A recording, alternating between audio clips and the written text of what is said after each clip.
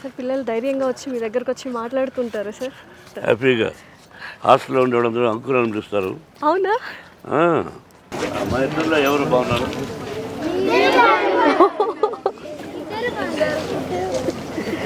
ఎవరు ఇంకా బాగా ఉన్నారు?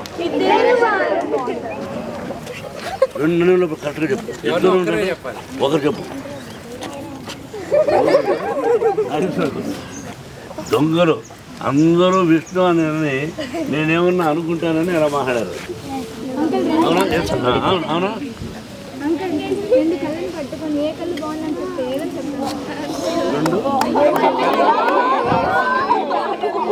చెప్పడకూడదురా. నువ్వు ఎవరు, ఏ క్లాసు, ఏ ఊర్రా? ఓహో, ఏం చదువుతున్నా? Very good, I'm very happy. All clever girls.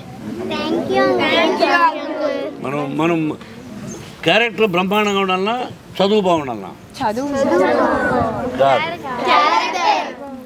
ముందు డిసిప్లిన్ ఉంటే చదువు ఆటోమేటిక్గా వచ్చేస్తుంది. నేను ఇప్పుడు ఫుల్గా తాగి ఇట్లున్నాను అనుకో, అంకుల్ దగ్గరికి వస్తారా?